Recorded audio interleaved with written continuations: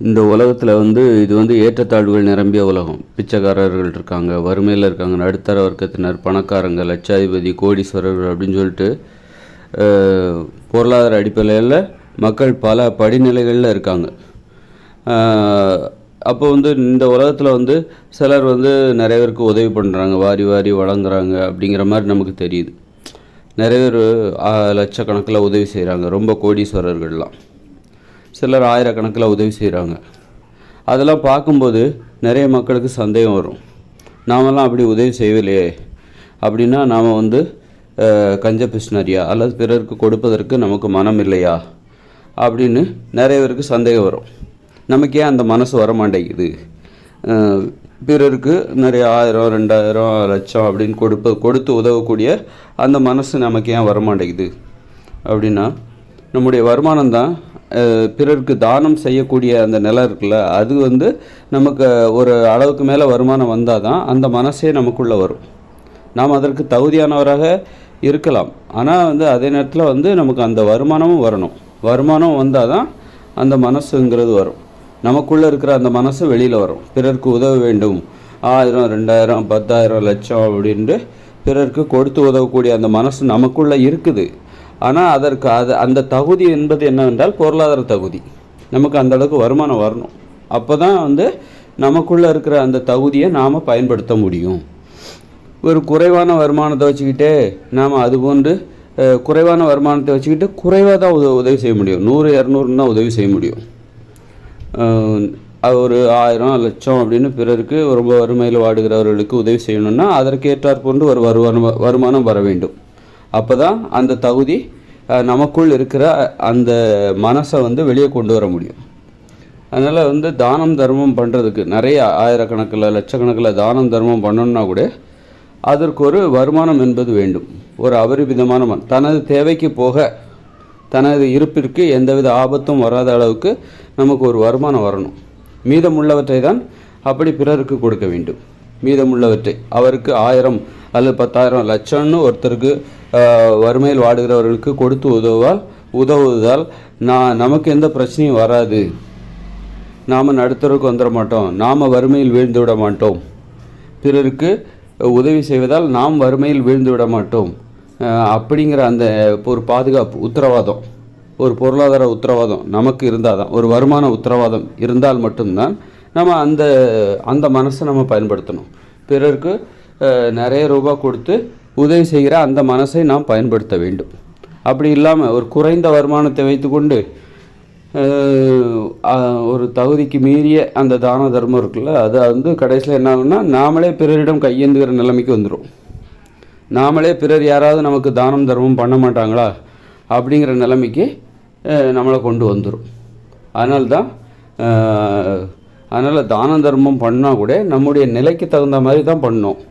நம்ம வருமானம் எந்த அளவுக்கு இருக்கோ அந்த அளவுக்கு தான். நம்ம குறைவான வருமானத்தோடு இருக்கிறோமா, அப்போ 100, 200, அதிகபட்சமாக 500, 1000 இப்படி தான் போகணும். நிறைய வருமானம் வந்தால் தான் சிலருக்கு 50,000, 1 லட்சம் அப்படி கொடுத்து உதவுவதால் நமக்கு எந்த பாதிப்பும் வராது. நாம் வறுமையில் வீழ்ந்து விட மாட்டோம், நமக்கு இல்லாமல் போய்விடாது. பிறருக்கு அப்படி நிறைய கொடுக்கறதுனால நமக்கு இல்லாமல் போய்விடாது அப்படிங்கிற அந்த பொருளாதார உத்தரவாதம் நமக்கு இருக்கணும். ஒரு வருமான உத்தரவாதம், நமக்கு வருமானம் இருக்கணும். அந்த அளவுக்கு வருமானம் இருந்து மீதமுள்ளதைத்தான் நமது தேவைக்கு போக, நமது இருப்பிற்கு போக மீதமுள்ளதைத்தான் நம்ம பிறருக்கு உதவியாக கொடுக்க வேண்டும். அப்படி இல்லாமல் நம்மக்கிட்ட இருக்கிறதே கொடுத்துட்டாக்கா அப்புறம் நாளைக்கு நமக்கு யாராவது உதவி செய்ய மாட்டாங்களான்னு சொல்லிட்டு 4 பேர்த்தை பார்த்து கையேந்திர நிலைமை நமக்கு வந்துடும். அதனால் நம்ம எப்போவுமே அவங்கெல்லாம் பெரிய பெரிய லட்சாதிபதிகள், கோடீஸ்வரர்கள்லாம் நிறைய மற்றவங்களுக்கு உதவி பண்ணுவாங்க. நிறைய பணம் நன்கொடையாக கொடுப்பாங்க, ₹1,00,000 அப்படின்லாம் நன்கொடையாக கொடுப்பாங்க. அதெல்லாம் பார்த்து நமக்கு ஏன் அந்த மனசு வரலை அப்படின்னு நம்ம குழம்ப வேண்டிய அவசியம் இல்லை. நமக்கு அந்த அளவுக்கு வருமானம் இல்லை, அவங்களுக்கு வருமானம் இருக்குது, அதனால் அவங்க கொடுத்து உதவுறாங்க. நமக்கு அந்த அளவுக்கு வருமானம் இல்லை, ஆனால் நமக்கு மனசு இருக்குது, ஆனால் அந்த அளவுக்கு வருமானம் இல்லை. அந்த வருமானம் நமக்கும் வந்தால் அந்த நமக்குள் இருக்கிற அந்த மனசுக்கு ஒரு வேலை வரும், மனசுக்கும் ஒரு மதிப்பு இருக்கும். அந்த நமக்குள் இருக்கிற அந்த மனசு இருக்குல்ல, பிறருக்கு கொடுத்து உதவ வேண்டும் அப்படிங்கிற அந்த மனசு வெளியில் வரும்.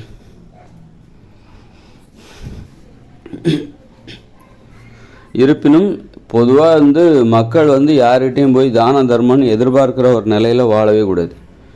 போய் இன்னொருத்தட்ட போய் எனக்கு உதவி பண்ணுங்க அப்படின்னு ஒரு தனி மனிதர்கிட்ட போய் கையேந்தி நிற்கக்கூடாது. ஒரு அரசாங்கத்திட்ட கையேந்தலாம், ஏன்னா அரசாங்கம்ங்கிறது அது உரிமை, ஒரு உரிமையோட. ஆனால் தனி மனிதர்கிட்ட போய் எனக்கு 1000 10,000 கொடுங்க, லட்சம் கொடுங்க, என் குடும்ப வறுமையில் இருக்குது, படிக்க வைக்கிறதுக்கு உதவி கொடுங்க அப்படின்னு ஒரு தனி மனிதர், என் பிள்ளைகளை படிக்கிறதுக்காக நீங்கள் உதவி பண்ணுங்க அப்படின்னு ஒரு தனி மனிதர் வந்து இன்னொருத்தட்ட போய் பணம் உள்ளவர்கிட்ட போயிட்டு கையேந்தி நிற்கிறாருன்னா அது இந்த அரசாங்கத்துக்கு தான் அவமானம். ஏன்னா இந்த அரசாங்கம் என்பது இந்த மக்களுடைய அனைத்து விதமான பாதுகாப்பிற்கு உதவியாக இருக்க வேண்டும். இந்த மக்களை வந்து நல்லபடி எந்த பொருளாதார யாருமே வறுமையில் வீழ்ந்து விடக்கூடாது, பிச்சைக்கார நிலைக்கு போய்விடக்கூடாது. அந்த அளவுக்கு இந்த அரசாங்கம் இந்த மக்களை பாதுகாக்க வேண்டும். அதுதான் அந்த அப்படி இருக்கும்போது இங்கே உள்ள ஒரு மக்கள் வந்து வறுமையில் வீழ்ந்து போய் என் பிள்ளைய படிக்க வைங்க, என் பிள்ளைக்கு வந்து உடம்பு சரியில்லை, எங்கள் வீட்டில் உள்ளவங்களுக்கு உடம்பு சரியில்லை, குணப்படுத்துறதுக்கு கையில் பணம் இல்லை, எனக்கு உதவி செய்யுங்கன்னு மக்கள் வந்து யார்கிட்டயா ஒரு தனி நபர்கிட்ட போய் கையேந்துறாங்கன்னு வச்சுக்கோங்க, பொதுமக்கள்கிட்ட போய் கையேந்துறாங்கன்னா அது இந்த அரசாங்கத்துக்கு தான் அவமானம். அதனால் வந்து கல்வி, அப்புறம் வந்து மருத்துவம், இதெல்லாம் வந்து இலவசமாக மக்களுக்கு கிடைக்கணும். அது மாதிரி நீதி, இதெல்லாம் கட்டணம் இல்லாமல் கிடைக்கணும். இலவசம் கிடையாது, கட்டணம் இல்லாமல் அது ஒரு உரிமை கிடைக்குதுன்னா என் மக்கள் யார்கிட்டையும் போய் கையேந்த வேண்டிய நிலைமை இருக்காது. அது மாதிரி வந்து தொழிலாளர்கள் ஏன் வந்து வறுமை நிலைக்கு என்ன காரணம்னா இந்த முதலாளித்துவம். அதாவது ஒரு நிறுவனத்தில் 100 பேர் வேலை பார்க்குறாங்கன்னா 100 பேர் உழைப்பினால் வந்த லாபத்தை அந்த முதலாளி ஒருத்தர் மட்டுமே எடுத்துகிட்டு போயிடுறாரு. காரணம் என்னென்னாக்கா அவர் வந்து முதலீடு செய்தவராம், அந்த நிறுவனத்தில் முதலீடு செய்தவர் என்கிற ஒரு காரணத்தை காட்டி அந்த 100 பேருடைய உழைப்பினால் வந்த லாப பணத்தை ஒத்தையாக அவர் எடுத்துகிட்டு போயிடுறார், முதலாளி என்பவர் எடுத்து விட்டு போயிடுறார். அதனால்தான் இந்த உலகத்தில் வறுமை என்பதே ஏற்படுகிறது. தொழிலாளிகள் எப்போவும் வறுமையிலே இருக்காங்க. அவர்கள் தங்கள் தேவையை ஒரு தகுதியான அளவுக்கு பூர்த்தி செய்து கொள்ள முடியவில்லை, தரமான வகையில் பூர்த்தி செய்து கொள்ள முடியவில்லை. ஆனால் முதலாளிகள் ஏகபோகமாக வாழ்ந்து கொண்டிருக்கிறார். காரணம், அத்தனை தொழிலாளர்களின் உழைப்பினால் வந்த லாப பணத்தை மொத்தமாக அடித்து கொண்டு செல்கிறவர்களாக முதலாளிகள் இருக்கிறார்கள். அதனால் தொழிலாளிகளுக்கும் அந்த லாப பணத்தில் பங்கு கேட்கணும்னா அதுக்கு என்ன பண்ணணும்னா அந்த தொழிலாளர்கள் வேலை செய்கிற அந்த நிறுவனத்தின் முதலீட்டில் தொழிலாளர்களுக்கும் பங்கு கொடுக்க வேண்டும். முதலீட்டில் தொழிலாளர்களும் பங்கெடுத்து கொள்ள வேண்டும், தொழிலாளர்களும் பங்கெடுத்து கொள்ள வேண்டும். அப்போ தான் வந்து அந்த லாப பணத்தில் உரிமை கோருவதற்கு தொழிலாளர்களுக்கு உரிமை வந்து விடுகிறது. ஏன்னா இதெல்லாம் சட்டப்பூர்வமாக மாற்றினா மட்டும்தான் இந்த உலகத்தில் வறுமை என்பதே ஏற்பட்டிருக்காது. எல்லாருமே இந்த மாதிரி கோடீஸ்வரர்களும் இருக்க மாட்டாங்க, பிச்சைக்காரங்களும் இருக்க மாட்டாங்க. எல்லாருமே வந்து ஒரு தரமான ஒரு பொருளாதாரம், ஒரு தகுதியான பிறரிடம் கையேந்துகிற நிலைமை வராத ஒரு நிலைக்கு மக்கள் வாழ்வார்கள்.